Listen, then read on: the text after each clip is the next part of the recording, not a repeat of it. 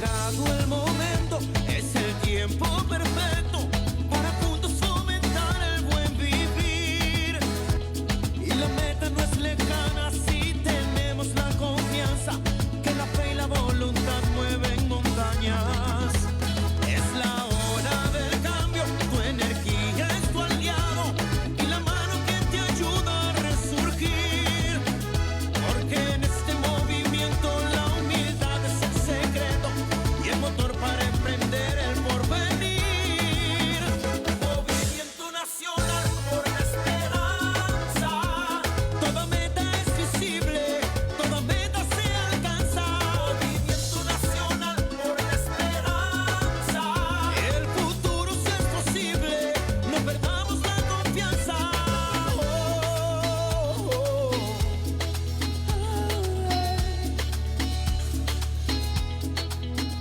Porque en este movimiento la humildad es el secreto y el motor para emprender el porvenir.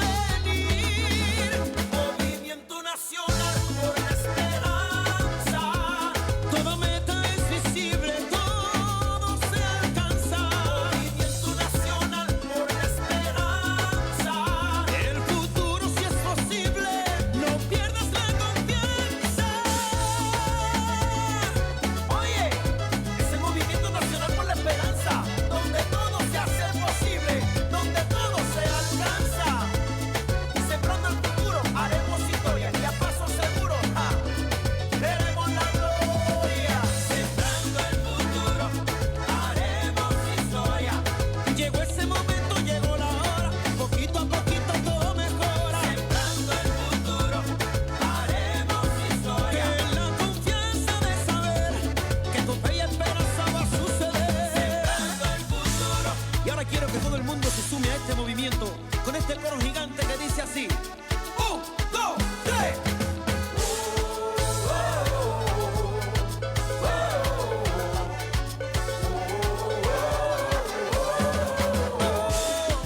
No, no, no, no, no, no, no, no, no.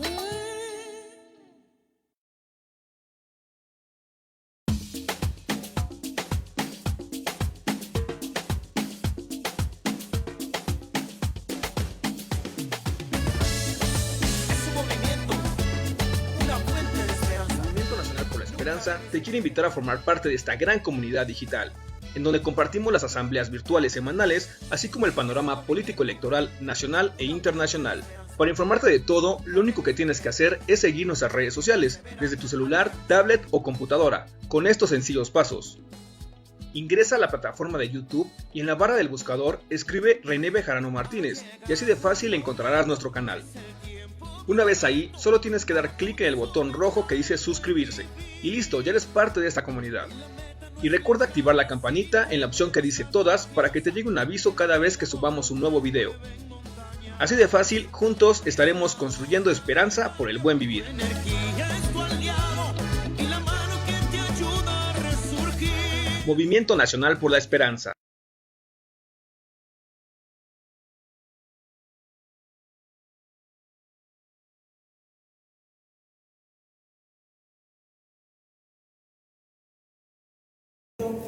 Vamos a dar inicio a nuestra asamblea semanal del Movimiento Nacional por la Esperanza. Nos acompañan aquí en el presidium el compañero Carlos Nieto de la alcaldía Tlalpan,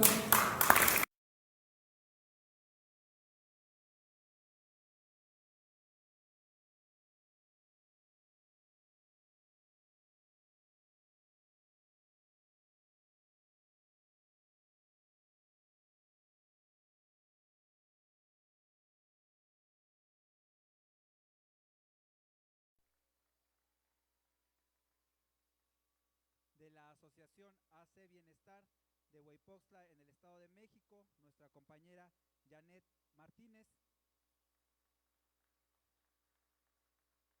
Nos acompaña nuestra dirigente en el Estado de México, la compañera Celina Trujillo.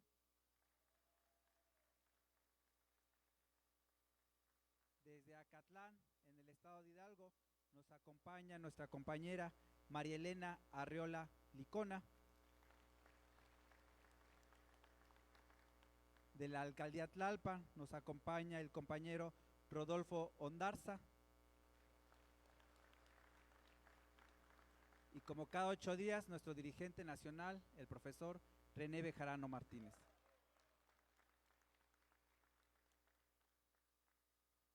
Para iniciar con nuestra ronda de participaciones, le vamos a ceder el micrófono a nuestro compañero Carlos Nieto. Muchas gracias, buenas noches a todos. Hoy vamos a platicar un poco sobre economía y el índice de pobreza que se ha reducido en nuestro país. Y bueno, esto lo comentamos hace algunos días, de que en nuestro país el índice de pobreza o el número de pobres se redujo en los últimos 2 años por ahí es decir, salieron por ahí de 8.9 millones de personas de la extrema pobreza, programas sociales, básicamente, y bueno, es un indicador importante y en su momento fue básico para que no cayera el consumo en nuestro país. Pero bueno, ¿cómo se consideran o cuáles son estos indicadores de pobreza? Bueno, básicamente son 7. Pueden haber más, pero vamos a tocar aquí 7. Uno es el rezago educativo, otro es el acceso a la salud, otro es el acceso a la alimentación, acceso a la seguridad social, la calidad y espacios en la vivienda, servicios básicos de vivienda y por último la cohesión social o la armonía dentro de nuestra sociedad. Y bueno, en conjunto estos indicadores miden la calidad de vida de los ciudadanos en una población.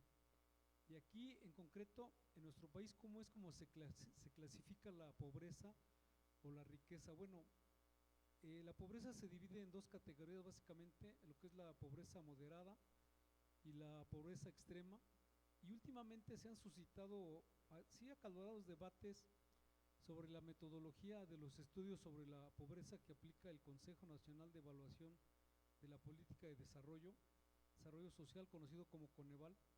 Y bueno, este es un dato interesante, puesto que cuando hay discrepancias en este sentido, nos muestra que efectivamente ahora sí se está analizando de manera muy seria esta situación en el ánimo de dar una solución más adecuada y que sea notoria, evidentemente. Y bueno, aquí vamos a citar un par de soluciones reales que están en marcha y donde el objetivo primordial es efectivamente que no disminuya el poder adquisitivo de la población. Por un lado, es que el apoyo económico que se brinda a las personas en la parte social, que sea entregado de manera directa sin intermediarios, pues para que realmente sea eso, un beneficio social. Esto es la pensión para el bienestar de adultos mayores, la pensión para el bienestar de las personas con discapacidad, y bueno, el próximo incremento a los salarios mínimos por arriba de inflación, que es donde realmente no solo se conservan, sino que aumenta el poder adquisitivo de un importante número de personas. Y bueno, si bien existen efectivamente debates sobre esta metodología de Coneval, en México efectivamente más de la mitad de la población vive en una situación de pobreza o, dicho de otra forma, pertenece a una clase social baja de acuerdo a una categoría que más adelante vamos a ver, y una minoría es considerada como clase social alta. Sin embargo, la inmediata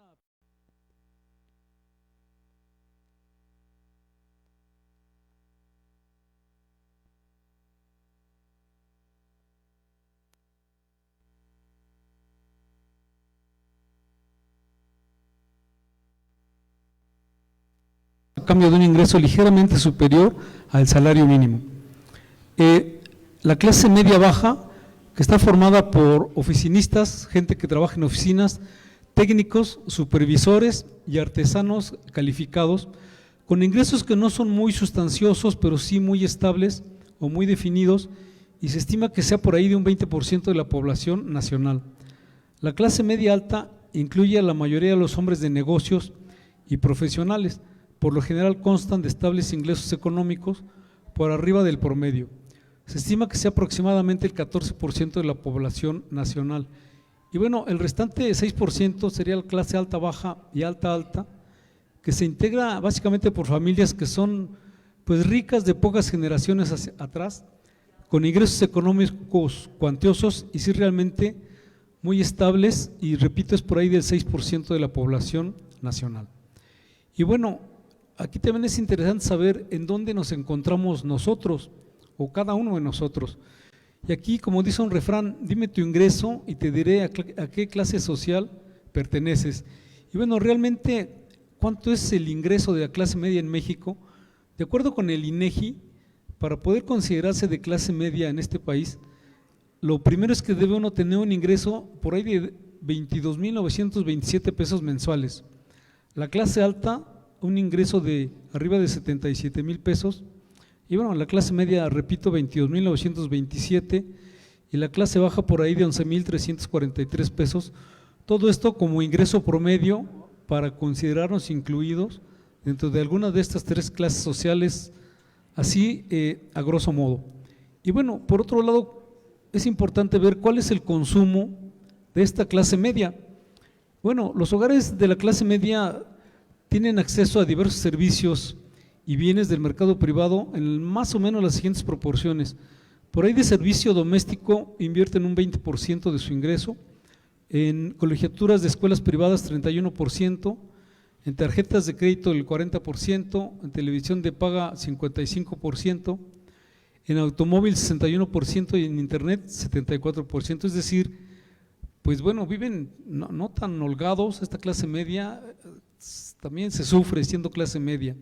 Y bueno, recordemos que el ingreso es individual, más o menos esa es la proporción de las clases sociales, y hablando aquí de la clase media en nuestro país. Y bueno, en un cambio no muy radical, hoy vamos a hablar de un personaje, Alberto Balleres González, dueño de empresas como Palacio de Hierro, Grupo Peñoles, Metalurgias en Fresnillo, Seguros y Fianzas como GNP, Profuturo, Valmex, Valores Mexicanos, Casa de Bolsa, TANE, que es joyería, y Médica Móvil. Este señor Alberto Balleres es el cuarto empresario más rico de nuestro país, después de Carlos Slim, evidentemente, que es el primero, Germán Larrea como el segundo, Ricardo Salinas Pliego. Y bueno, este señor Alberto Balleres, fallecido a los 90 años en febrero del año pasado, actualmente su hijo es quien se encuentra al frente del Grupo Val. Su nombre es Alejandro Balleres Val. Y bueno, es importante conocer a los señores del dinero. Estos señores son más discretos y generan pues empleo a muchas personas. Y este señor Alberto Balleres González, en el año 2015, el Senado de la República le entregó la medalla de honor Belisario Domínguez como un reconocimiento a su contribución en la promoción de la salud y el impulso del desarrollo económico, educativo y cultural de este país. Fue un economista egresado del ITAM. Y bueno, como dato adicional, fue director del Palacio de Hierro en 1963, empresa que creo que es muy conocida por todos actualmente. Y bueno, con respecto a la moneda de nuestro vecino país del norte, se mantiene estable, disminuyó en 10 centavos, al día de hoy, lunes 27 de noviembre del 2023, se encuentra en 17 pesos con 17 centavos, es decir, se mantiene estable. Y bueno, los organismos internacionales estiman que México cerrará este año del 2023 con un crecimiento económico entre el 3 y el 3,5%, y las expectativas mejoraron a partir de la segunda mitad de este año por la línea de comportamiento positivo en la actividad económica de nuestro país. Y bueno, estamos pendientes para el fin de mes, la próxima semana termina este mes, inicia el último mes del año, y estaremos pendientes con los indicadores. Hasta aquí el comentario. Muchas gracias. Muchas gracias, compañero Carlos Nieto. Ahora le cedemos el micrófono a nuestro compañero José Luis Suárez, del estado de Morelos. Gracias, muy buenas noches, con la venia de este honorable presidium. Pues muy buenas noches, compañeras, compañeros aquí presentes y quienes nos ven por los distintos medios electrónicos. Me es para mí grato comentarles que el pasado día jueves 23 de noviembre, en el estado de Morelos, en específico en el municipio de Azochiapan, así como en la ayudantía municipal de Anenecuilco, Morelos, llevamos a cabo 2 eventos en los cuales marcaron la trascendencia y la presencia de nuestro movimiento nacional por la esperanza, quien la encabeza nuestro líder nacional, el profesor René Bejarano Martínez. Cabe mencionar que para el estado de Morelos fue sumamente trascendental esa fecha, ya que celebramos un aniversario más de nuestra Revolución Mexicana, y en el cual, en Anenecuilco específicamente, nació nuestro generalísimo Emiliano Zapata Salazar. Tuvimos un evento totalmente abierto, participativo, y agradeciendo a todas y todos los compañeros que amablemente participaron de todos los municipios y de todas las comunidades de la región oriente. También quiero agradecer verdaderamente su presencia a las compañeras y compañeros del Estado de México, a todos los compañeros que nos vieron por redes sociales, y sobre todo mi reconocimiento y mi gratitud, profesor René Bejarano. Gracias por confiar en nosotros, gracias porque siempre haremos la trascendencia del Movimiento Nacional por la Esperanza en Morelos. Quiero terminar diciendo simplemente que con este proyecto marca la trascendencia en la región oriente, marca la trascendencia en Morelos, en los municipios. Necesitábamos una voz, necesitábamos la coordinación y la organización del humanismo, y ello lo representa el Movimiento Nacional por la Esperanza. Gracias, ¡que viva México! ¡Que viva Morelos! ¡Que viva Anenecuilco! Gracias, muy amables, bendiciones. Muchas gracias, compañero José Luis Suárez, y enhorabuena por estos grandes eventos. Y ahora nos vamos hasta Ensenada, en el estado de Baja California, y le cedemos el micrófono a nuestro compañero Gustavo Flores. Gracias. ¿Qué tal? Buenas noches. Como siempre, es un orgullo estar de nuevo en estas reuniones semanales con nuestro líder nacional, el profesor René Bejarano. Muchísimas gracias, profesor, por la plaza que me brinda esta noche. Platicarles que hemos estado siguiendo trabajando en conjunto con nuestra amiga Evangelina Moreno, diputada federal, que estuvo la semana pasada por aquí con ustedes, visitándolos. Hemos estado difundiendo el procedimiento civiles y familiares que ha llevado a cabo ella desde la tribuna. Lo hemos estado fomentando. De la misma manera hemos estado apoyándola. Como todos bien saben, se registró para participar en las encuestas, para que ahora desde el Senado pueda seguir llevando los trabajos de esta cuarta transformación. En el mismo sentido, su servidor en Ensenada se inscribió para participar en las encuestas también, para poder seguir llevando los trabajos de esta cuarta transformación en el municipio de Ensenada. Seguimos trabajando con los grupos vulnerables, seguimos trabajando con las clases sociales más golpeadas. La casa, profesor, lo está esperando, estamos trabajando fuerte con las gestiones y vamos a seguir así, sea el resultado que sea, vamos a seguir trabajando para la sociedad, pero estamos seguros que vamos a salir avante con el proyecto porque estamos en un buen proyecto y tenemos un excelente líder, que es nuestro líder nacional, el profesor René Bejarano. Muchísimas gracias, es cuanto. Muchas gracias, compañero Gustavo Flores, y aprovechando, les mandamos un saludo a los compañeros de Chimalhuacán que están aquí presentes, bienvenidos. Le cedemos el micrófono a nuestra compañera Janet Martínez de AC Bienestar del municipio de Huaypoxtla en el Estado de México. Adelante. Muy buenas noches, compañeros, compañeras. Gracias a todos por estarnos acompañando el día de hoy. Hoy quiero enviarles un mensaje donde quiero que informen a nuestras comunidades de todos los programas que existen y que no se dejen engañar referente a que políticamente algunos partidos, incluso que están dentro de las alianzas, están mal informando aquí en el Estado de México, que ellos pueden inscribirlos y eso no es cierto. Tenemos que decirles que por eso este gobierno lo que ha querido es la transparencia, por lo cual uno mismo puede inscribirse a través de en este caso, las plataformas que está poniendo nuestra gobernadora Delfina, para que no se mal use este tipo de programas, porque han luchado por tener estos beneficios para nuestras comunidades cuando otros partidos no lo han decidido traer y ahora que existen se quieren beneficiar de ello. Por eso informemos a todas las comunidades para que nuestra cuarta transformación llegue realmente limpia, llegue a empoderar a nuestras comunidades de que no es necesario estar suplicando el apoyo de estos partidos cuando los programas ya lo logró la Cuarta Transformación.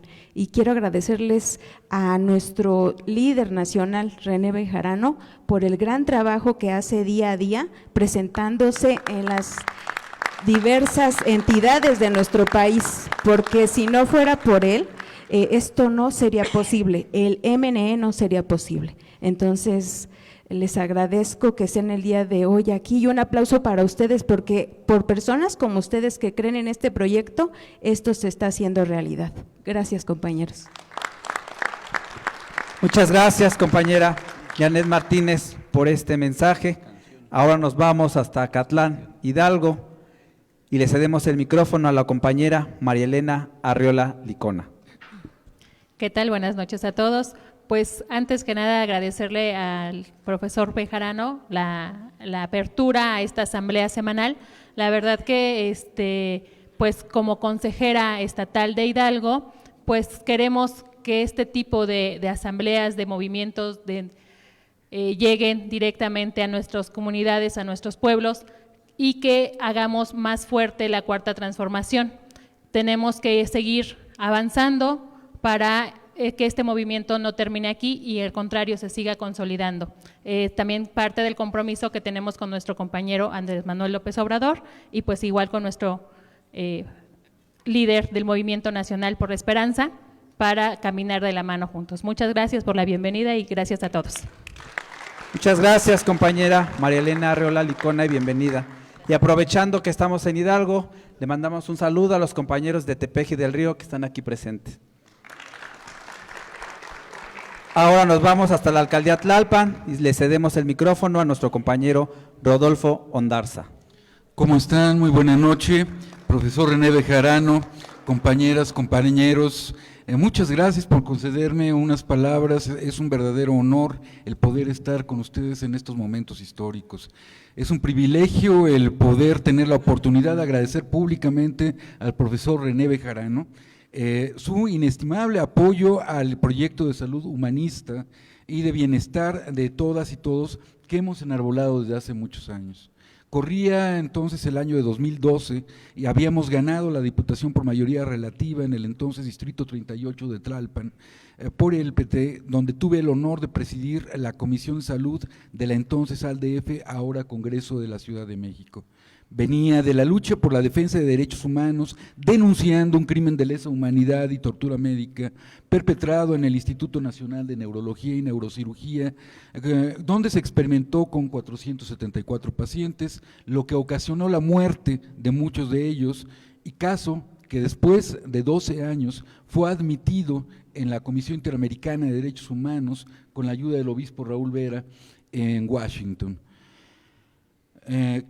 Ese caso nos costó despidos injustificados como neurocirujano y finalmente fueron ganados. También una tentativa de homicidio, que bueno, por esa tentativa pues tenemos la protección del mecanismo de protección para personas defensoras de derechos humanos y periodistas. En aquel entonces se gestaba Morena, con el profesor René Bejarano como uno de sus principales ideólogos. Dada la generosidad y sensibilidad del profesor René Bejarano, no únicamente se salvaguardó mi vida, sino que fue posible legislar y gestionar sobre salud, no solo con una visión local, sino también regional, nacional e internacional, en beneficio del pueblo de México, dentro, por supuesto, del marco de los derechos humanos. Queda más claro que nunca, después de los estragos de la pandemia, que la salud es pilar de la seguridad y soberanía nacionales. De alguna manera el profesor René Bejarano me adoptó, ya lo conocen, es generoso y a veces no sabe a quién invita. Bueno, entonces nos adoptó a nuestro equipo. Muchas fueron así las iniciativas de ley y puntos de acuerdo aprobadas por urgente y obvia resolución, lográndose tener entonces el tercer lugar de productividad legislativa sin tener un antecedente legislativo previo. Y fue así que gracias a él, que mucha gente que llegaba de distintos rincones del país buscando ayuda para atender sus enfermedades, pudiera encontrar una solución a sus problemas ante el inhumano neoliberalismo que se esforzaba por privatizar, como ustedes recuerdan, la salud del país. Pero también, gracias al apoyo recibido por el profesor René Bejarano, fue que conseguimos meter un punto de acuerdo para exigir el aumento de salario de enfermería y su reconocimiento profesional que Fox, Calderón y Peña Nieto venían deteriorando. Fue gracias a él que defendimos el derecho al agua y muchas otras cosas. Gracias al profesor René Bejarano conocí en Morelia, Michoacán, al juez Baltasar Garzón, de quien pude recibir consejos para continuar nuestra lucha por derechos humanos. Sé que gracias al profesor René Bejarano, entre otros, me liberaron ese aciago día en que en el Zócalo los granaderos de Peña Nieto nos golpearon y amarraron, a pesar de contar con fuero, cuando nos dirigimos al Zócalo a apoyar a las compañeras y compañeros maestros, a los maestras y los maestros que defendían nuestra soberanía, educación y a nuestro petróleo. Del inquebrantable profesor René Bejarano aprendemos muchas cosas: lealtad, honestidad, humildad, perseverancia, análisis, estrategia, esperanza y muchas otras cosas. Muchas gracias, profesor René Bejarano, y a nombre propio y del Consejo Ciudadano del Sur, cuyos amigos están aquí, amigas están aquí presentes, pido un fuerte aplauso al profesor René Bejarano. ¡Larga vida al profesor René Bejarano! ¡Larga vida a nuestra Nueva Esperanza! ¡Viva México! Muchas gracias por compartirnos esta reflexión, compañero Rodolfo Ondarza. Ahora le cedemos el micrófono a nuestra compañera Celina Trujillo.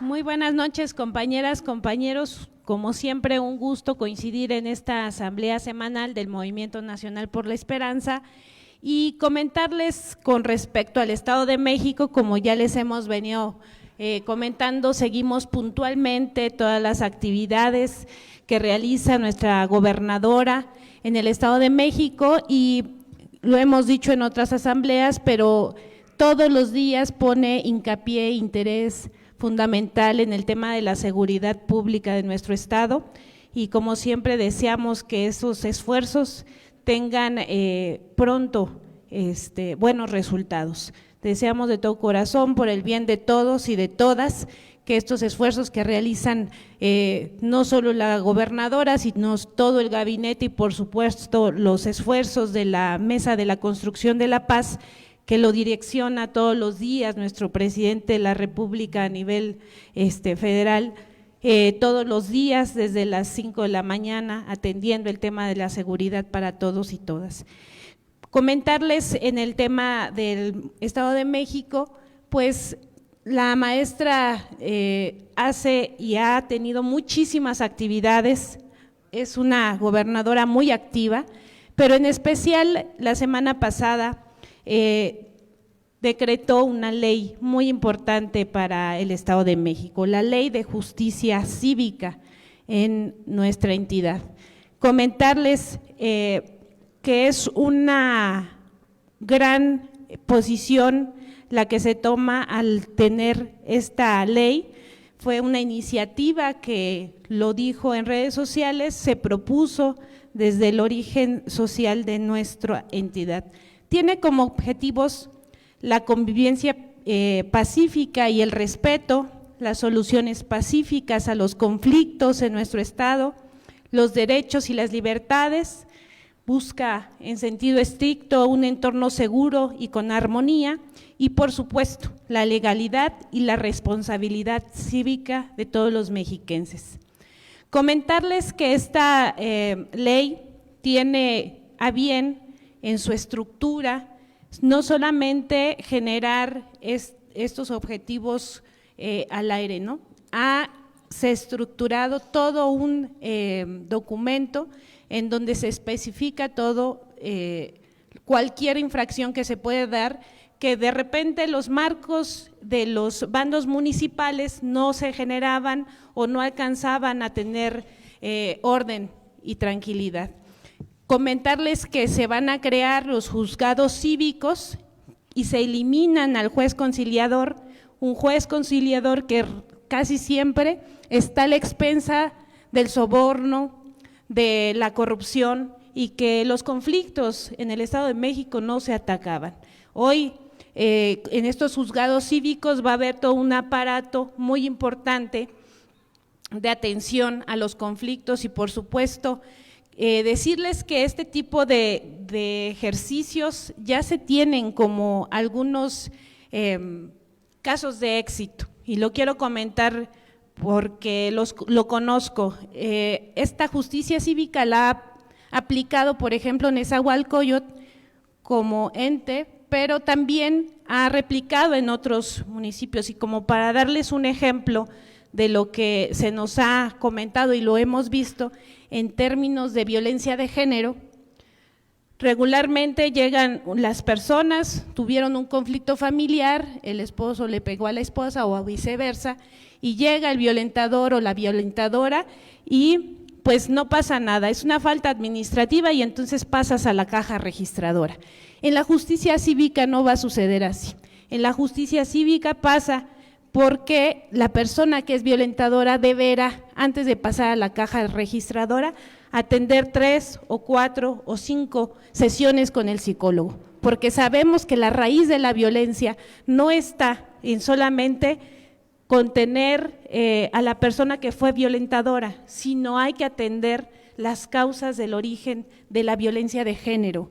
Y eso, insisto, ha dado buenos resultados y creo, desde mi punto de vista, que es un buen ejercicio para poder prevenir cualquier conflicto entre nuestra sociedad. Dicho sea de paso, las multas sí serán económicas, pero también hoy en el Estado de México se ejercerán algunas multas con labor social, ¿no? Nuestro Estado, como lo saben, estuvo en el abandono por mucho tiempo y pues se requiere de que muchas personas que tienen faltas administrativas, pues reparen, pinten, limpien y etcétera. Esto vamos a ver cómo se lleva a cabo. Por lo pronto este es el primer paso y nos da mucho gusto que se haya generado esta ley en el Estado de México. La justicia cívica debe ser entendida como una palanca o un apoyo para el desarrollo. Así es como una herramienta para construir una sociedad más equitativa, en la que se fomente siempre la sana convivencia para el Estado de México. Enhorabuena para todos los mexiquenses con esta ley. Comentarles que también está en marcha el desarrollo de nuestro Estado. La gobernadora, junto con todos nosotros, dieron paso al Plan de Desarrollo del Estado de México 2023-2029, y como el Plan de Desarrollo de nuestro presidente se construyó desde el origen, desde la calle, con todos los comentarios y por supuesto las propuestas de la ciudadanía, este Plan del Estado de México se va a construir desde la base. Por eso es para nosotros muy importante que todos contribuyamos a la construcción de este plan. Se vislumbran varios ejes rectores como la cero corrupción y el gobierno para el pueblo y desde el pueblo, y también el bienestar ambiental, acceso universal al agua, que tanto falta nos hace. Dicho sea de paso, sabemos que el Estado de México provee en una buena cantidad a la Ciudad de México y se tiene que hacer una gran planeación, no solamente por este momento a corto, mediano, sino a largo plazo, porque el agua del Estado de México tiene que darle o seguirle dando vida a la Ciudad de México. También el otro eje es el tema del empleo digno y el desarrollo económico de nuestra entidad. Por supuesto que sabemos que el Estado de México es la entidad que genera más recurso económico para el país y también se va a hacer todo un ejercicio para ordenar este desarrollo económico, claro, desde el punto de vista de cero corrupción. Y por supuesto, algo que no podía faltar es el bienestar social para los grupos vulnerables que viven en el Estado de México. Para esto, y como yo les decía que se va a hacer desde abajo, se propusieron 8 foros de consulta popular. Ahí es donde yo quiero invitar a todos los mexiquenses a que participemos con nuestras ideas, nuestros conocimientos, pero sobre todo con toda la actitud para que el plan de desarrollo sea todo un éxito en nuestro estado. El primer foro va a ser en Toluca el 29 de noviembre, el segundo en Chimalhuacán el 30 de noviembre, el 3 Cuautitlán Izcalli, 4 de diciembre, el cuarto en San Felipe del Progreso, el 6 de diciembre, Naucalpan de Juárez, el 8 de diciembre, Valle de Bravo, 11 de diciembre, Texcoco, 13 de diciembre y Tejupilco, el 15 de diciembre. Se tiene que armar todo, las propuestas, escucharlas, por supuesto, este proceso va a ser la primera etapa y después tendrá que llegar al Congreso, por supuesto, ya estructurado, tendrá que ir a la legislatura y se prevé que el día 2 de marzo del 2024 se haga la presentación de este plan de desarrollo. Y como todos lo sabemos, que el plan de desarrollo de México es el plan rector de una muy buena administración, como lo está haciendo nuestro presidente de la República, pues deseamos que este plan también pueda desatorar muchas cosas que se tienen en el Estado de México. Como ya bien lo mencionó mi compañera Janet, se abrió el preregistro en línea para el tema de mujeres con bienestar. No lo voy a repetir, pero sí lo hemos comentado en otras ocasiones y por supuesto me sumo a este llamado a decirles a todas las mujeres mexiquenses principalmente que no entreguen documentación a ninguna persona, todo el trámite va a ser en línea, todo va a ser directamente a las personas por su correo electrónico, por su teléfono celular, nada ni nadie tiene ninguna incidencia en este momento para decir o ayudar.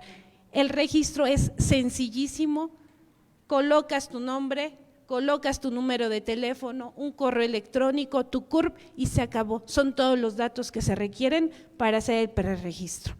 Y pues deseamos que este programa de verdad coadyuve a la desigualdad que tienen las mujeres en el Estado de México. En cuanto al tema del Movimiento Nacional por la Esperanza, hemos seguido fortaleciendo la estructura de nuestra organización en el territorio mexiquense. La semana pasada tomamos protesta como dirigente del Movimiento Nacional por la Esperanza en Otumba al compañero Fausto Pastén, a quien le mandamos un fuerte aplauso desde el Movimiento Nacional.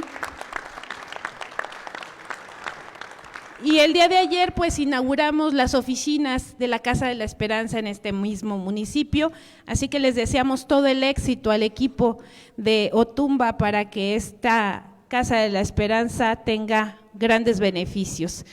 Agradezco a todos mis compañeros y compañeras que han contribuido al proyecto de Nación a través de nuestra plataforma, que es nuestra organización. Y también celebramos una reunión de liderazgos del Movimiento Nacional por la Esperanza en Amecamec y con estos liderazgos hemos cerrado filas para poder coadyuvar y ayudar a que Amecameca por primera vez el siguiente año sea gobernado por Morena. No se ha podido, aún con la ola tan importante del presidente de la República, no se logró conquistar a los habitantes de Amecameca. Así que yo creo que estos esfuerzos que se están haciendo desde el movimiento van a tener muy buenos resultados en ese municipio, por supuesto. Agradezco a nuestro compañero José Luis, al doctor José Luis, vecino de nuestro estado, que haya coadyuvado en este acercamiento con líderes de este municipio y pues también les mandamos un fuerte aplauso a nuestros compañeros y a su gran esfuerzo.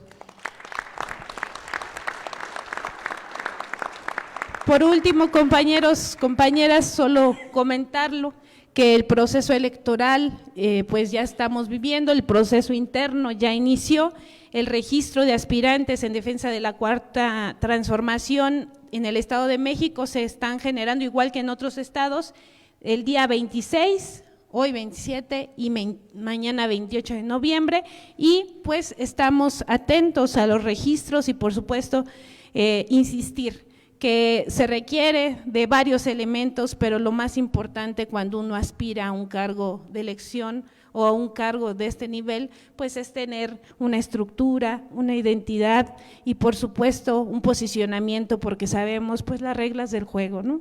Entonces tampoco podemos pensar en que las cosas caen del cielo, ¿no? Muchísimas gracias, compañeras y compañeros. Muchas gracias, compañera Celina Trujillo, por esta ardua labor que vienes haciendo en el Estado de México. Y ahora, sin más preámbulo, le cedemos el micrófono a nuestro dirigente nacional, al profesor René Bejarano Martínez. Buenas noches, compañeras, compañeros. Me da mucho gusto estar aquí con todas y todos ustedes cada semana desde hace ya muchos años. Agradezco la presencia de líderes provenientes de diversas entidades, de compañeros de Sinaloa, de Tlaxcala, de Chiapas, de Morelos, del Estado de México, de Baja California, de la Ciudad de México y de otras entidades. Muchas gracias a todas y a todos ustedes por asistir, así como a las compañeras y compañeros que en este momento se conectan a las redes sociales o que a lo largo de la semana, si no pueden hoy, lo hacen para recibir la información correspondiente. Estamos en la Asamblea Nacional Semanal del MNE correspondiente a este lunes 27 de noviembre del año 2023. Como cada semana, pues comentamos los principales temas de interés nacional y algunas recomendaciones, orientaciones y convocatorias a diversas actividades que tenemos programadas de aquí a que se acabe el año. En primer lugar, en lo que se llamó tolerancia cero, AMLO destaca captura clave mientras busca frenar el narcotráfico. El presidente Andrés Manuel López Obrador señaló que la captura de Néstor N., alias El Nini, presunto jefe de seguridad de los Chapitos, fue posible porque no hay complicidad entre el gobierno y la delincuencia organizada. Agradeció el reconocimiento que hizo el presidente de Estados Unidos, Joe Biden, por la captura del presunto criminal, pero reiteró que todos estamos obligados a colaborar para frenar el tráfico de drogas. Se anunció inversión millonaria en hidrógeno verde. Empresarios daneses apuestan por el corredor del Istmo de Tehuantepec. El presidente López Obrador anunció que empresarios de Dinamarca invertirán 10,000 millones de dólares para producir hidrógeno verde en el corredor del Istmo de Tehuantepec. El hidrógeno verde es considerado una fuente de energía limpia y sostenible utilizada en sectores como la industria, transporte y almacenamiento de energía. Su producción no genera emisiones de gases de efecto invernadero, ya que se produce a partir de la electrolisis del agua utilizando energía renovable como la solar o la eólica. AMLO critica el fallo judicial sobre la devolución de propiedad a Emilio Lozoya y llama a reformar el Poder Judicial.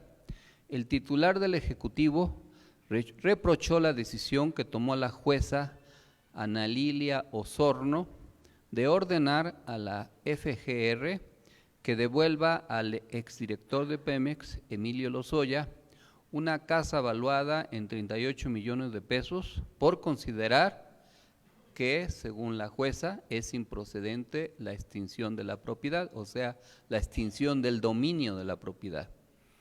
Dijo el presidente, aprovechan cualquier supuesto error técnico, por eso vamos a seguir insistiendo en la reforma al Poder Judicial.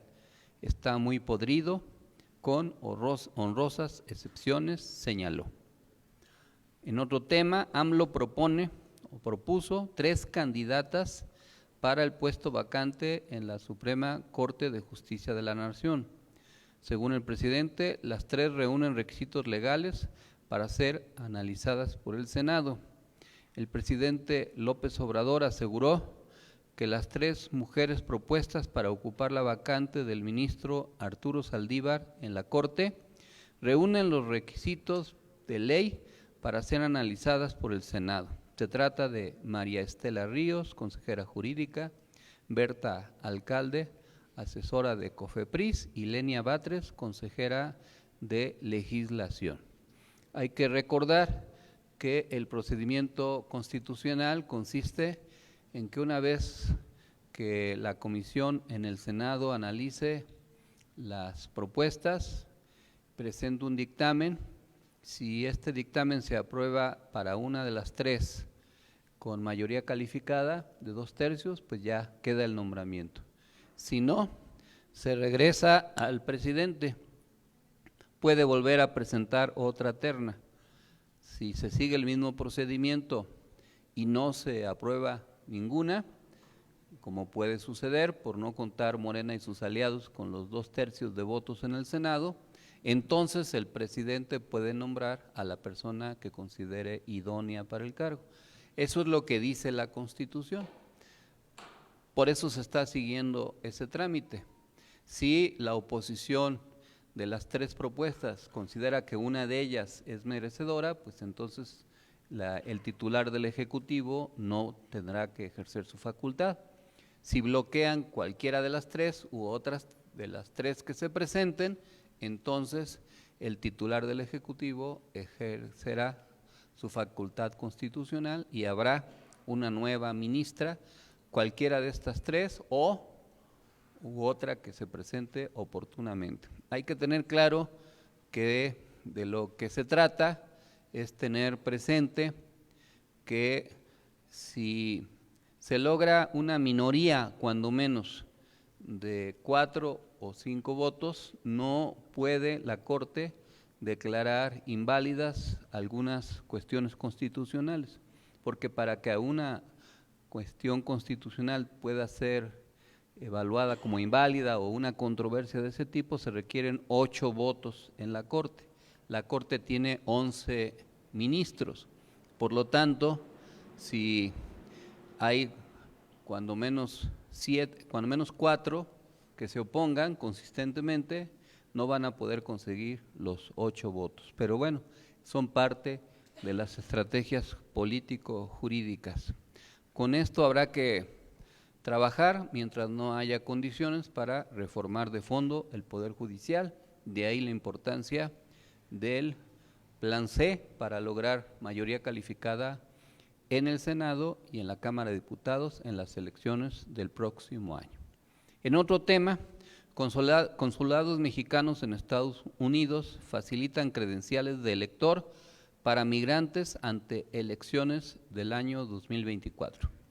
Los consulados de México en Estados Unidos ya otorgan credenciales de elector para que los migrantes de nuestro país puedan participar en las elecciones del año 2024. Para tramitarla pueden acudir a cualquier consulado o embajada sin cita previa. Con respecto a la emergencia en Guerrero, la reconstrucción y el apoyo humanitario, el presidente López Obrador promete apoyo financiero sin límites para la reconstrucción en Acapulco y Coyuca de Benítez tras el efecto o los efectos del huracán Otis. Con 322.129 apoyos destinados para viviendas y locales afectados, se entregará asistencia económica y despensas a lo largo de 3 meses. Se informó un total de 50 fallecidos y la apertura de un centro de rehabilitación, Teletón, y la construcción de un hospital en Tlapa, financiado por la venta del avión presidencial. Cerca de 25,000 elementos militares y de seguridad asisten en la entrega de ayuda humanitaria, incluyendo enseres domésticos, canastas básicas y más de 1.700.000 comidas, así como 4 millones de litros de agua distribuidos. Se anunció también el nuevo incremento al salario mínimo para el año 2024. El presidente Andrés Manuel López Obrador adelantó que a principios de diciembre se anunciará el nuevo incremento al salario mínimo efectivo para el 2024, que va a reforzar la tendencia a la recuperación de este salario como se inició desde el primer año de gobierno. También se emitió el decreto para uso de vías férreas en México para el transporte de pasajeros, prioridad a concesionarios actuales. El titular del Ejecutivo informó que el 20 de noviembre se publicó el decreto para establecer que los 18,000 kilómetros de vías férreas en el país se utilicen para el traslado de pasajeros. Reiteró que tendrán preferencia los concesionarios actuales para ofrecer el servicio. Si no lo hacen, el gobierno podrá asignar el derecho a Sedena, Semar o particulares. Hay que decir que cuando se privatizaron las vías férreas, los ferrocarriles, por parte del gobierno de Ernesto Zedillo, uno de los compromisos era que las compañías que se beneficiaron de esta privatización iban a hacer grandes inversiones para modernizar el sistema ferrocarrilero, crear, como en muchos países, un sistema nuevo de transporte de pasajeros. Lo que en realidad sucedió es que eliminaron prácticamente todo el transporte de pasajeros, solo hay un tramo de comunicación que es un tren turístico, el Chepe le dicen, que va de Guadalajara a Chihuahua, pero eso es como un paseo turístico, no es un sistema de comunicación. Acabo de estar en Coahuila y hay ahí muchas vías férreas, pero solo sirven para transportar mercancías, cuando se pueden aprovechar, como en muchos países, como ya se va a hacer con el Tren Maya, como se va a hacer con el tren interurbano en el Estado de México y como se va a hacer en la parte del canal interoceánico del Istmo a Coatzacoalcos, una comunicación férrea de transporte de pasajeros. Esa es la transportación más segura, masiva, rápida, eficiente, moderna, que además genera desarrollo económico y muchos empleos.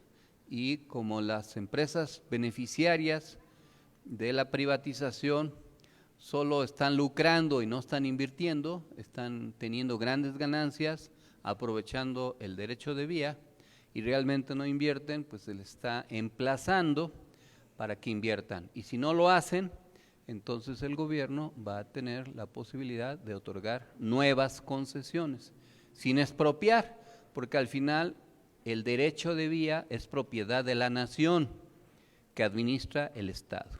Los concesionarios no son dueños de las vías férreas, eso es propiedad de la nación y se está ejerciendo ese derecho. Veremos cómo evoluciona, ojalá sí inviertan, porque eso ayudaría muchísimo a la economía nacional. En lo que se refiere al nivel de aprobación del presidente, pues se mantiene estable con ligeras disminuciones por la guerra mediática que se viene desarrollando. Quiero contar una anécdota.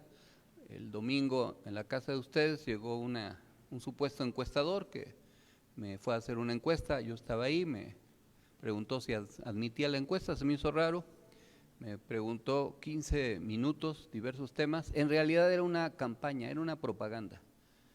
Todas las preguntas eran tendenciosas, que si no había medicinas para los niños con cáncer, que si estaba yo de acuerdo en que se siguiera militarizando el país, que si coincidíamos en que el país en el sistema de salud fuera como el de Dinamarca, las puras consignas de la derecha. La derecha está trabajando, están en su ruta, están generando opinión a través de múltiples mecanismos. Nosotros no nos debemos confiar y esto se refleja en el nivel de aprobación o rechazo de los gobernantes. Y tenemos que hacer lo correspondiente. Al final voy a hacer algunos comentarios al respecto. Sin embargo, en la ciudad hay algo que anima, tanto el presidente de la República como nuestro jefe de gobierno interino, Martí Batres, han venido teniendo un repunte en el nivel de aprobación. Esto es importante para consolidar la unidad y el cambio democrático en la Ciudad de México. En las encuestas a nivel nacional, en la que hoy se publica en el Universal, Claudia Sheinbaum duplica la intención del voto a la señora Gálvez. Y en la ciudad hay más de 14, 15 puntos de diferencia entre Clara Burgada y Santiago Taboada. Pero no nos podemos confiar, hay que entender que esta es una contienda que apenas empieza y puede haber muchas acciones que traten de modificar estas tendencias. Como ya se ha informado, estuvimos el pasado jueves, ¿no? Jueves en Morelos, fuimos a Xochiapan, al estado de Morelos, fue muy importante, nos acompañó el presidente municipal y una gran cantidad de líderes. Luego fuimos a la comunidad donde nació Emiliano Zapata, a Nenecuilco. Celina me preguntó que quién era el Nenecuilco, le dijo que no es un niño, no es un niño el Nenecuilco, sino que es un lugar, a Nenecuilco, que ahí nació Zapata y que pues estuvimos, es una comunidad perteneciente al municipio de Ayala. También fue una reunión muy buena y luego tuvimos oportunidad de platicar y conversar y tomar acuerdos con la coordinadora de la Cuarta Transformación en Morelos, Margarita González Sarabia. Quiero decir que a ella la conocemos desde hace muchos años, desde antes de que existiera el PRD. Ella formó parte de las corrientes maoístas que hubo en México, en la izquierda, allá en la década de los 70, fue militante del Movimiento Revolucionario del Pueblo, que era alguna de las organizaciones que existieron en aquellos años, y pues a mí me tocaba convivir, compartir con ellos, militancia, hicimos muchas reuniones ahí en una oficina que tenían en la calle Luis Moya, y pues estuvimos recordando con cierta nostalgia, pero también con alegría, por la posibilidad de consolidar el cambio democrático en Morelos.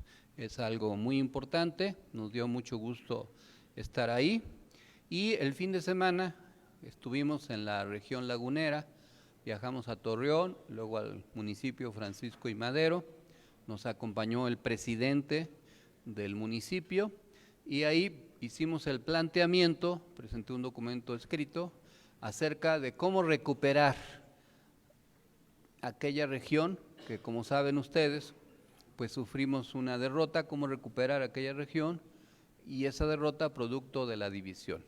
Coincidió que nuestra visita estuvo rodeada de un acuerdo que se tomó para que en la entidad fueran juntos en alianza electoral Morena, el PT, el Verde y un partido local que se llama UDC, la Unión Democrática de Coahuila, que justo el año pasado, este año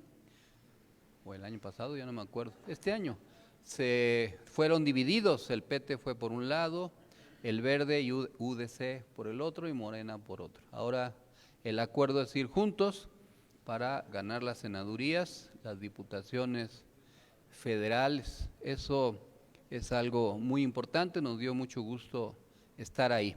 Les recuerdo el calendario de actividades que tenemos para los próximos días. Este fin de semana estaremos en Quintana Roo, en una asamblea estatal que llevaremos a cabo en Cancún el sábado. Ya los saben que están invitados con todos los gastos pagados por ustedes para acudir a esa reunión allá el sábado en Quintana Roo. Si se quieren ir desde mañana, pueden ir, desde luego. No tenemos ninguna objeción. La semana siguiente vamos a ir a Los Cabos, también con todos los gastos pagados. Ahí nos va a recibir el presidente municipal, Oscar Lex. Vamos a tomar un acuerdo para su integración al movimiento el día 6. Estaba programado para el día 7, pero lo más probable es que sea el día 6. Y después, el fin de semana, el 9, nos tocará estar en Villa de Reyes, en San Luis Potosí, para también hacer una coordinación estatal. Y el día 10, que es domingo, iremos a Villahermosa, al municipio centro, en Tabasco, a una asamblea que esperamos va a ser grande, con los compañeros de aquella entidad. Después, el día 15 y 16, los días 15 y 16 nos toca ir a Nayarit, estaremos en Tepic y Rosa Morada. Y el sábado 17 vamos a hacer la Asamblea Nacional del MNE, el domingo 17, sí, domingo 17, a partir de las 10 de la mañana en el Foro Aztlán.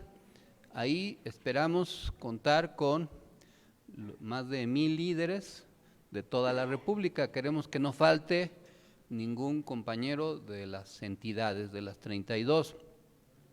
Vamos a reforzar la estructura de enlaces nacionales. No vamos a quitar a nadie de los que actualmente existen, pero hay muchas peticiones de coordinación regional. Entonces, si hay compañeras o compañeros que nos quieran ayudar, haciéndose cargo de ser el enlace de un estado o de una región, pues bienvenidos. Es cuestión de que se anoten y se comprometan. No tenemos dinero para ayudarles, esa es la limitación. Cada quien de los que se anota paga sus propios gastos. El MNE no tiene una estructura de financiamiento central, funciona con lo que cada quien aporta, pero si alguno de ustedes no tienen que gastarse su dinero y quieren contribuir a una causa justa, pues es bienvenido para que no entren en crisis existencial de no saber qué hacer con tantos recursos, pues lo canalicen a una causa justa. Por ejemplo, Oaxaca tiene 8 regiones, ahí nos ayuda Stephanie, pero pues cualquiera puede ir a La Cañada o al Istmo o a los valles centrales, a la cuenca, etcétera, o en Hidalgo pues, se puede ir a la zona de la Huasteca o a la parte de Tulancingo o la zona central ahí en Pachuca, etcétera. Cada entidad tiene su región. Algunas entidades son enormes, como Chihuahua, que de Ciudad Juárez a la capital se hacen 3 horas y media en carretera. Son muchos municipios en Yucatán, en Jalisco, etcétera. Entonces no sobran apoyos. Si hay personas que deseen ayudar y tengan condiciones para hacerlo, ahí los nombramos el domingo 17. Queremos que de aquí al domingo, o desde ahora, 17, nos informen de sus registros.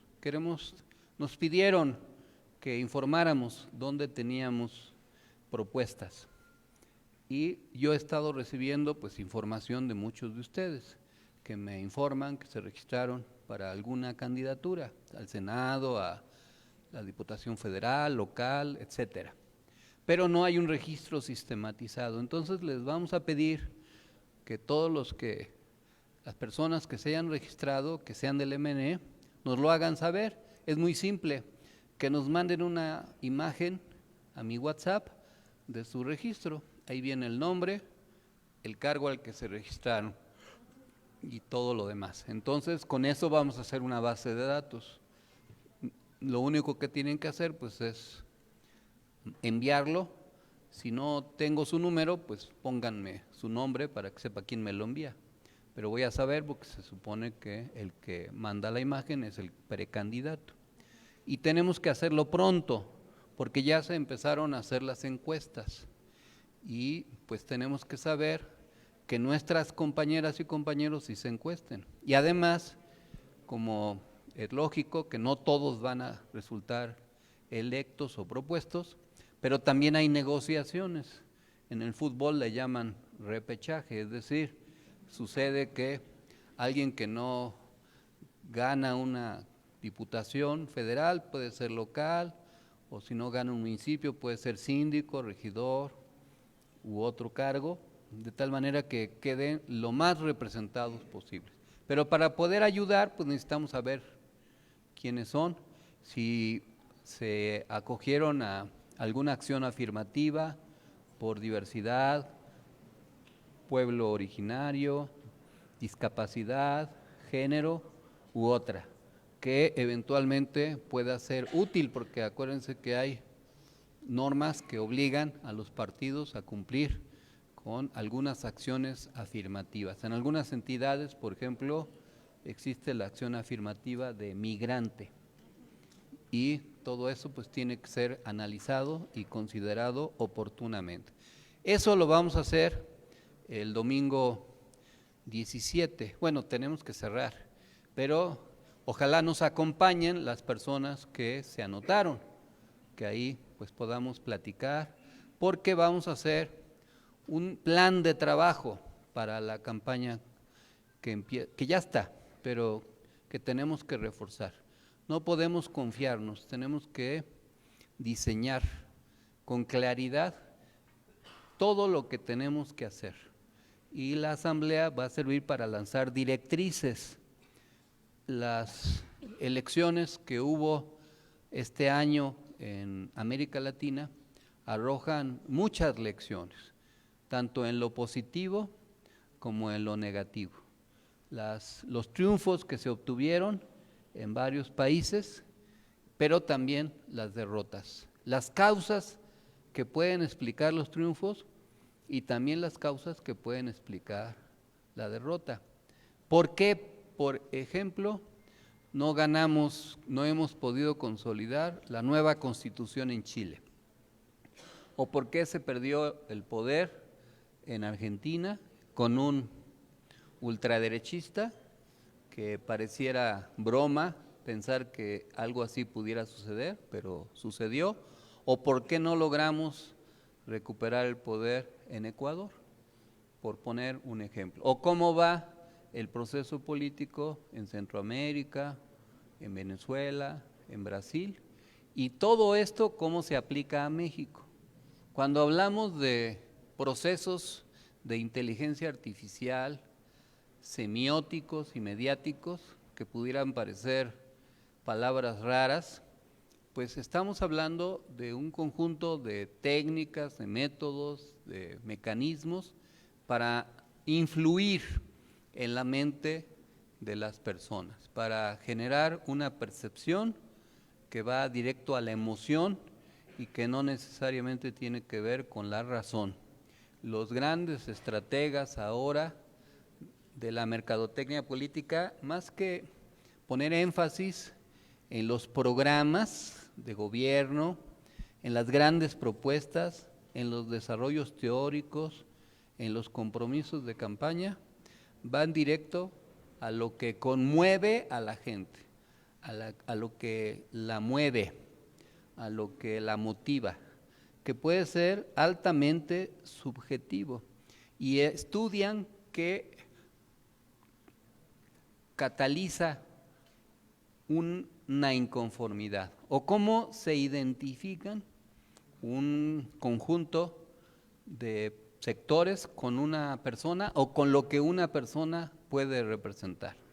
A algunos de nosotros nos puede resultar chocante, incluso ridículo, algún desplante de algún líder o candidato, pero muchos de ellos lo hacen ensayado, no es algo espontáneo, está pensado, dirigido a un sector determinado de la población.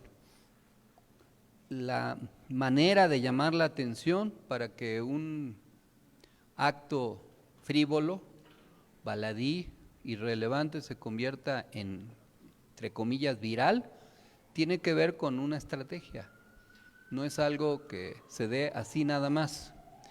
Y por ejemplo, sin entrar a detalle mayor, hay una campaña dirigida a los jóvenes. Esa es una batalla importantísima por el número de personas jóvenes que existen en el país, menores de 30 años.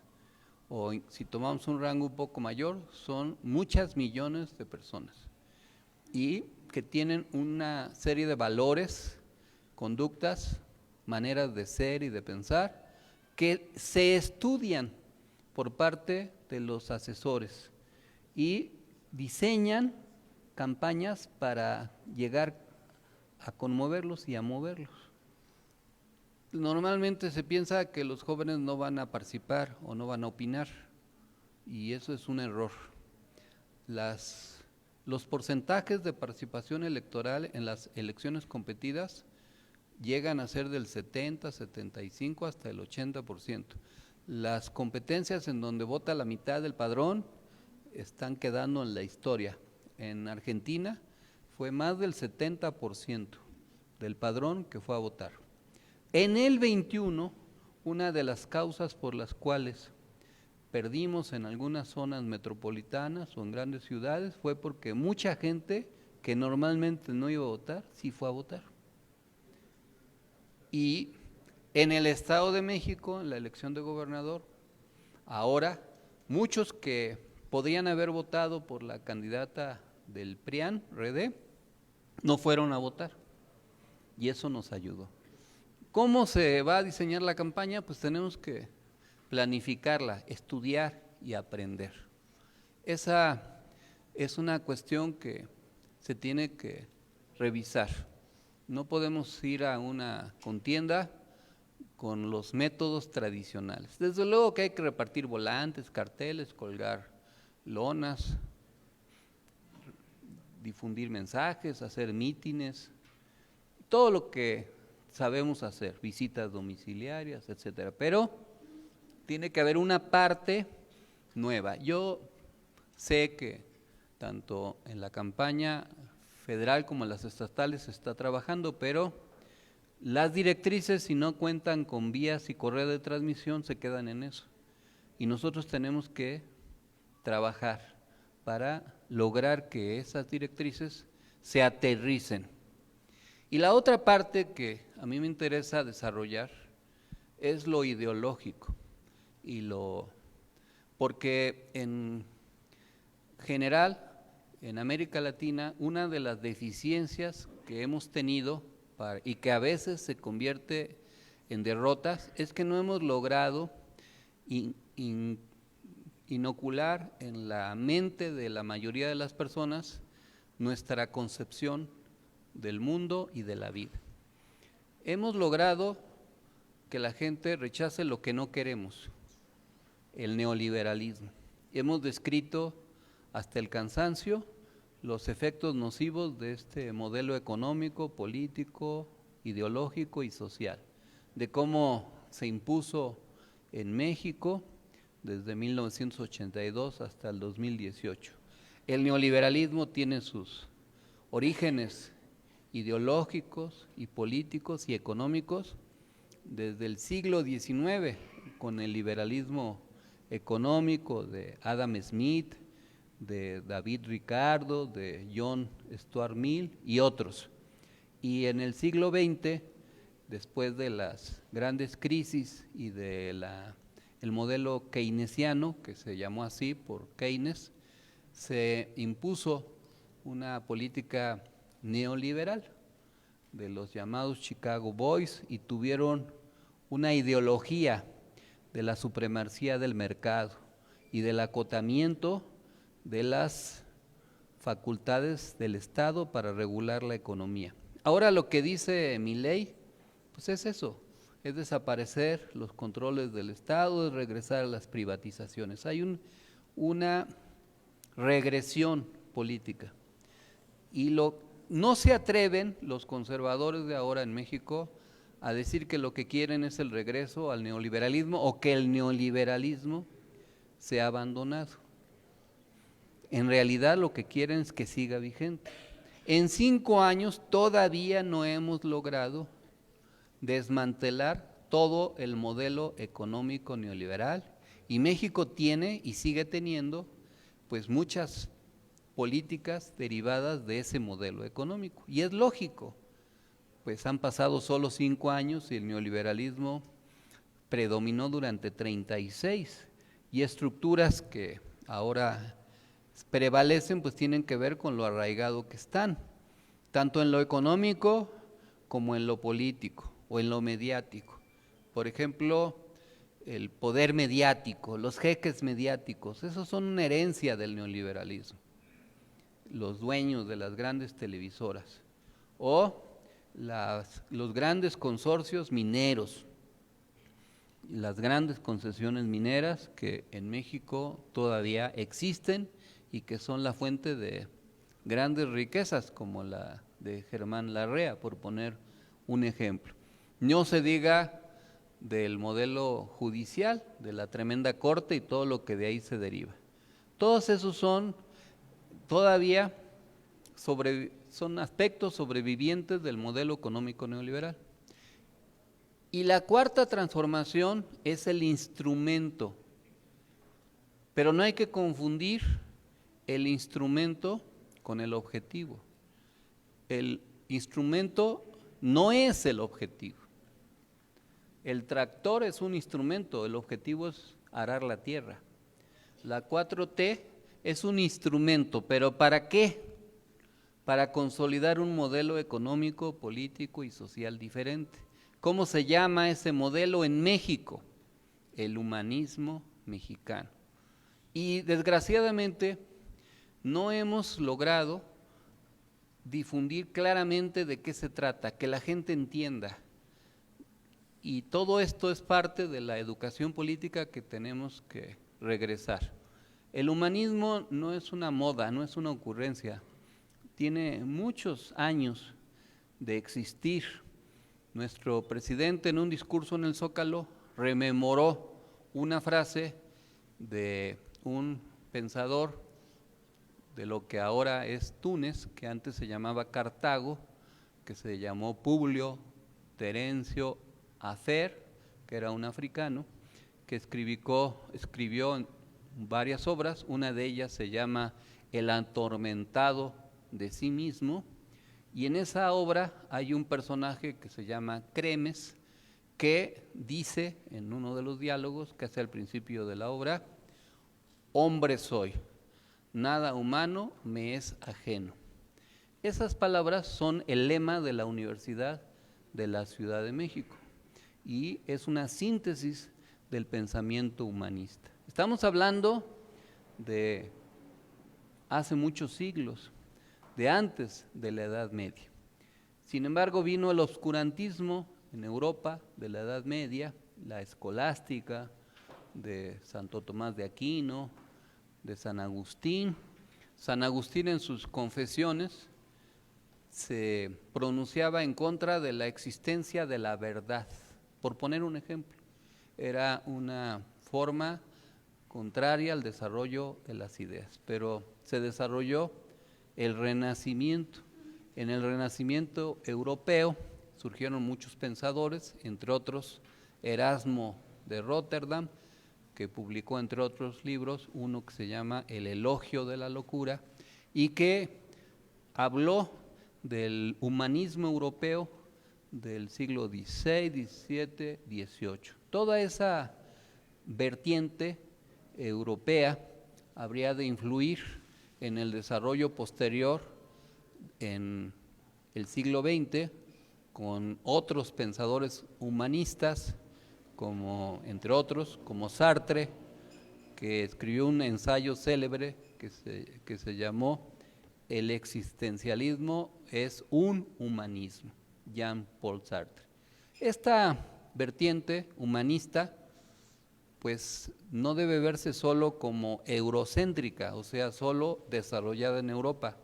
Desde la época precolombina hay un humanismo de las culturas prehispánicas, en la cultura maya, en la cultura azteca, en los pueblos originarios.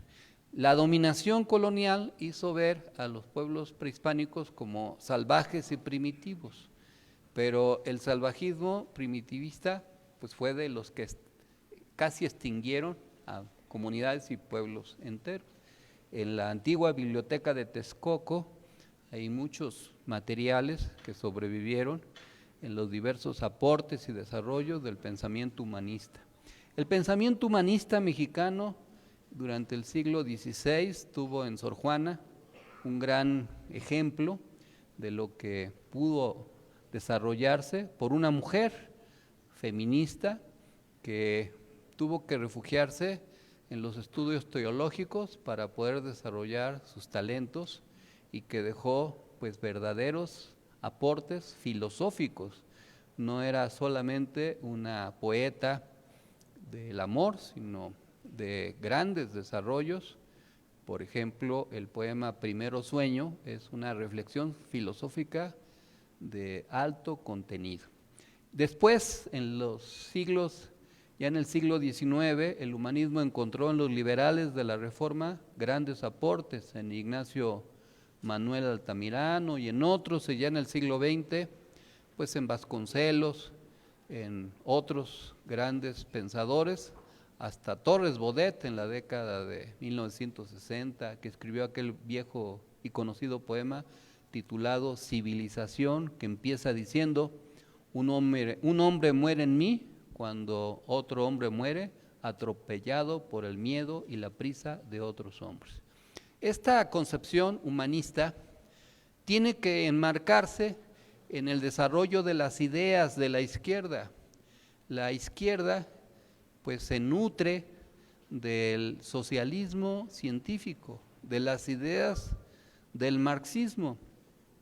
El marxismo y sus desarrollos posteriores crearon una ideología política que desafortunadamente se consolidó en el llamado socialismo real y que creó los países de la Europa del Este y otros países después de la Segunda Guerra Mundial. El socialismo real, como sabemos, entró en crisis y terminó con la caída del muro de Berlín en 1989. Pero cuando cayó el muro, algunos pensadores nos hablaron del fin de la historia, como si ya se acabó la lucha ideológica. Un escritor llamado Francis Fukuyama escribió un libro que así se llama, El fin de la historia, y nos querían convencer que ya no había más que una manera de pensar el mundo, que es el predominio del mercado y del capitalismo. Pero se rehizo el pensamiento progresista en lo que se conoce como el socialismo democrático, que sobre todo se desarrolló en Europa, que no hay que confundir con la socialdemocracia, que esa pues se desarrolló paralela al desarrollo del socialismo real. A nuestro continente, todo esto se refleja en el llamado progresismo. El progresismo es el gran movimiento en donde nos agrupamos todos los movimientos progresistas, democráticos y de izquierda de América Latina. Ahí cabemos todos. Pero en México tenemos que singularizarnos. Es como una estructura ideológica y política paraguas. Pero ¿qué es lo que tenemos que hacer en México para consolidar el cambio? No podemos ir a transformar nuestro país sin una ideología. Y las ideologías no solo son lo que no queremos, sino lo que sí queremos. Y la propuesta que se nos hace es transitar hacia el humanismo mexicano.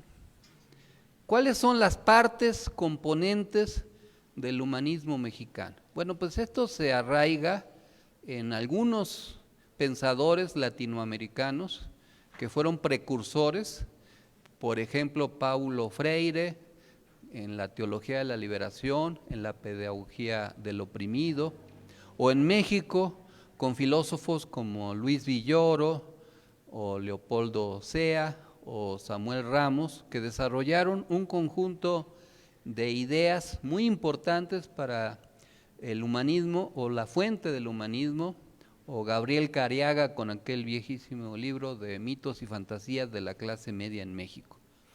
Pero eso es el antecedente. Ahora, ¿qué es o qué debe ser el humanismo? En lo económico tenemos que anclarnos en lo que se define como la economía moral. Hay un libro escrito por el presidente con respecto a eso, que es un nuevo modelo económico, que es la recuperación de las políticas del bienestar, que es una transformación de fondo para la restauración del tejido social. El neoliberalismo es la supremacía del mercado y el individualismo exacerbado. La economía moral y las políticas del bienestar ponen el acento en el combate a la desigualdad, la pobreza y en el derecho a la felicidad. Nosotros tenemos que entender que estamos en dos modelos. No es si queremos que haya una pensión para adultos mayor o no, sino es un modelo completo, en donde tenemos que ir avanzando, y de lo que se trata es de que sea irreversible. Y para que sea irreversible tenemos que hacer trabajo ideológico y político. Yo tengo muchos amigos que son creyentes de determinada fe religiosa, algunos progresistas, otros no. Pero algo que hacen es que todas las semanas y algunos todos los días están en su tarea, en lo que ellos creen, en sus creencias religiosas, pero que también tienen ideología. Algunas de las creencias religiosas son progresistas, pero otras no tanto. Algunas de las explicaciones, por ejemplo, de la consolidación conservadora en Brasil, tienen que ver con muchas iglesias conservadoras, algunas reaccionarias, que se proliferaron en ese país aprovechando la desigualdad y la pobreza. Ese es trabajo ideológico. Obviamente nosotros no vamos a regresar a un ateísmo militante o a perseguir ideas religiosas. Lo que tenemos que recuperar es la mística para transmitir nuestras ideas.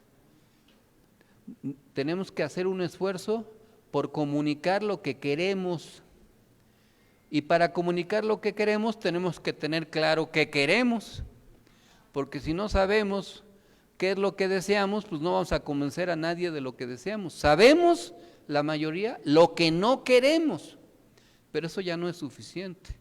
Ya no somos oposición, ya somos gobierno, y ahora tenemos que convencer a la gente de nuestro proyecto. Y entonces, además de lo económico, ¿cuáles son otras partes integrantes del humanismo mexicano? Pues, para empezar, el feminismo moderno. El feminismo, y este es otro tema que daría para otras muchas pláticas, pues ha sufrido grandes transformaciones. Hay un feminismo moderno que tenemos que recuperarlo.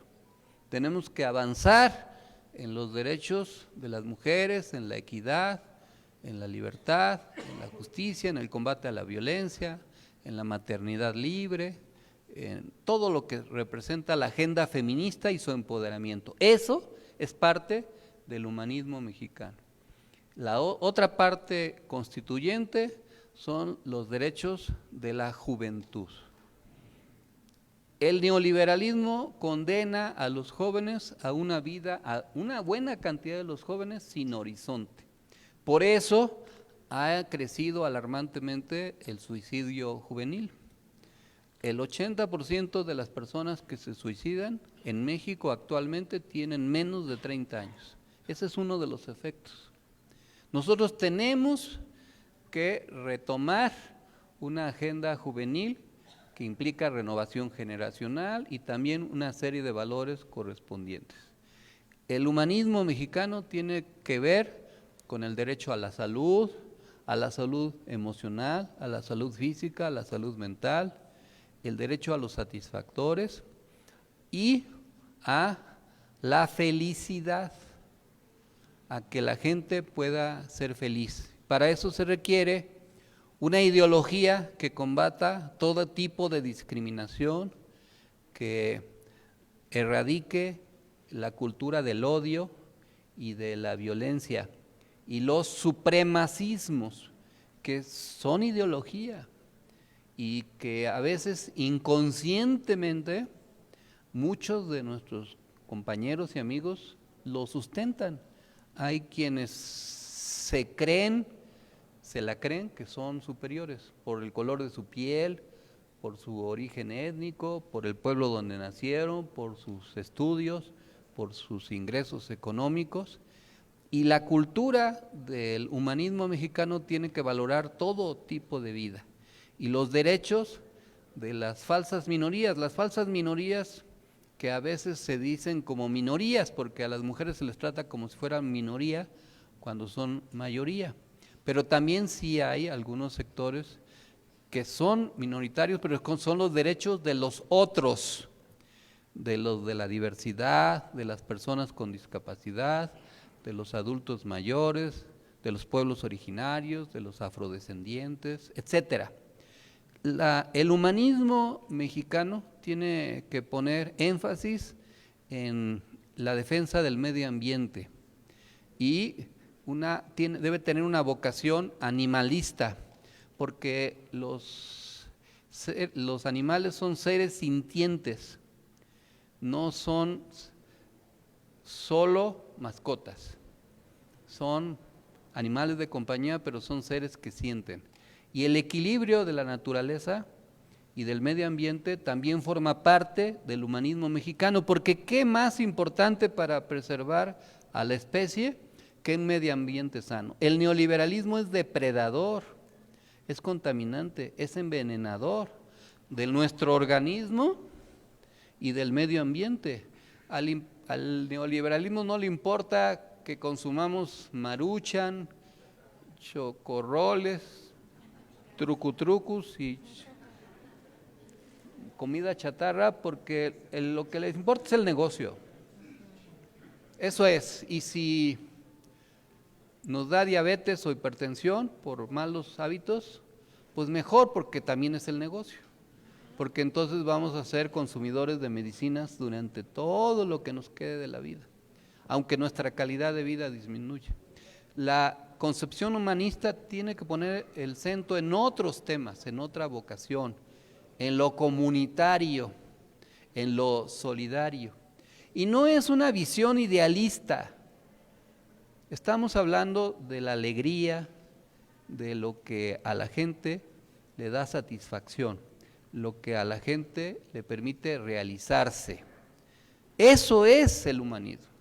Entonces, cuando vamos, o si vamos a ir a ganar una lucha ideológica, tenemos que ir a convencer.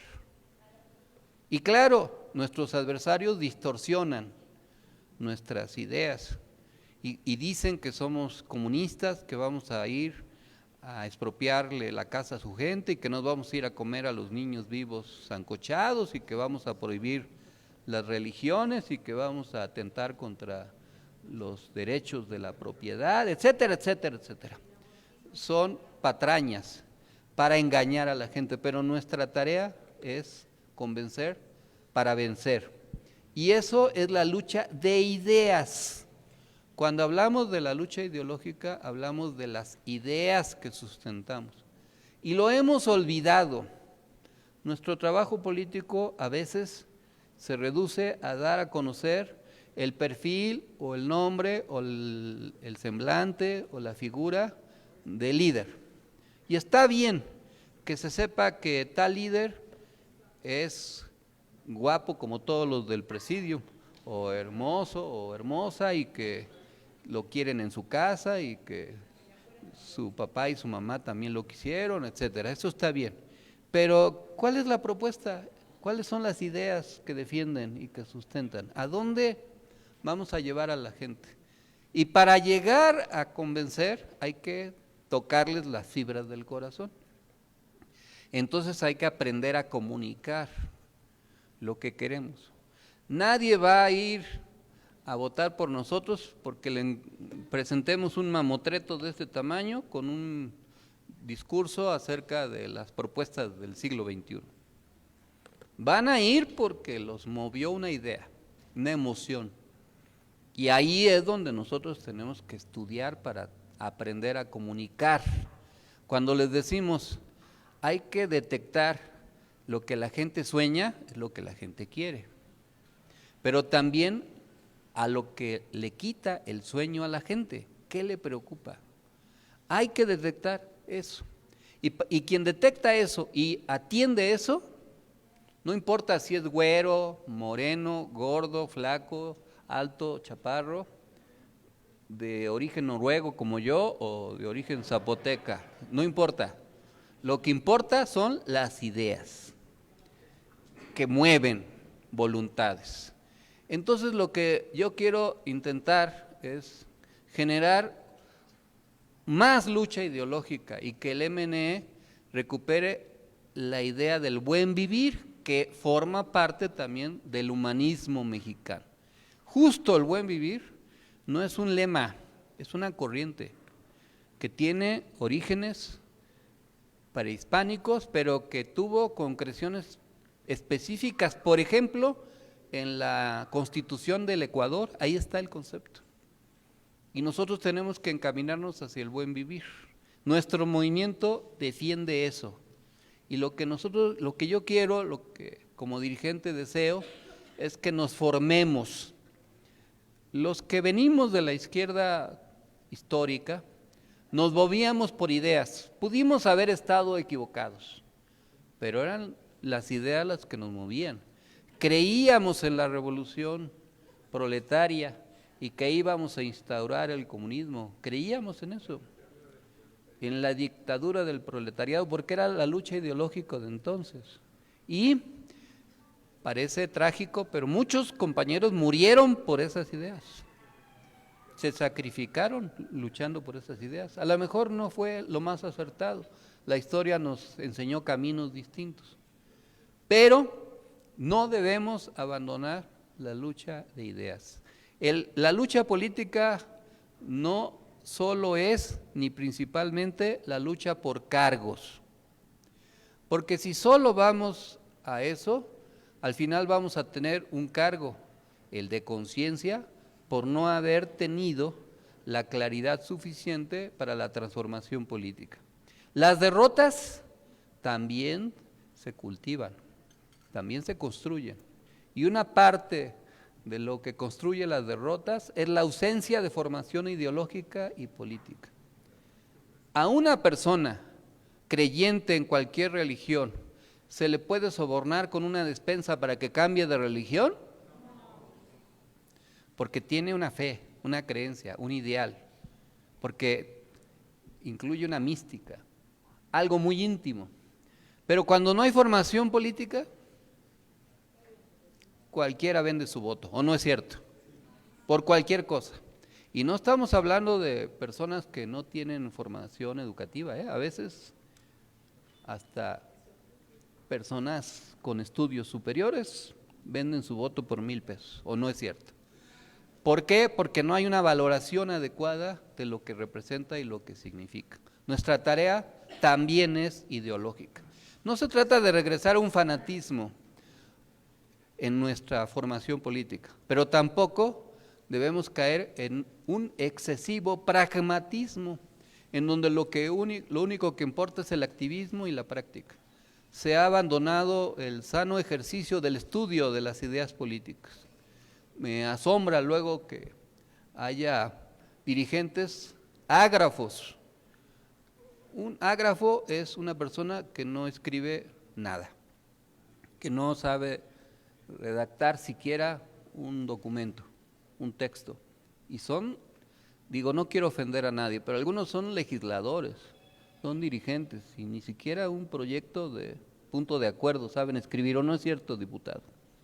Desgraciadamente. Y nosotros tenemos que revertir esa tendencia, tenemos que formar nuevos líderes con mística, con ideología, con preparación, y eso es un trabajo cotidiano, que se tiene que hacer todo el tiempo, pero hay que sembrar. Como mi vocación es magisterial, pues yo lo que pretendo es transmitir y enseñar, pero los alumnos deben superar a los maestros. Y ustedes son muy buenos maestros, pero van a ser mejores alumnos como líderes y como dirigentes, ahora que les toque la desgracia de ser diputados o alcaldes o senadores, aunque sea. Estoy convencido de que vamos a seguir avanzando y que el humanismo mexicano se va a consolidar para ayudarle a bien morir al neoliberalismo depredador. ¿Están de acuerdo? Sí. Muchas gracias, compañeras y compañeros. Y para concluir nuestra asamblea semanal, nos ponemos de pie para entonar.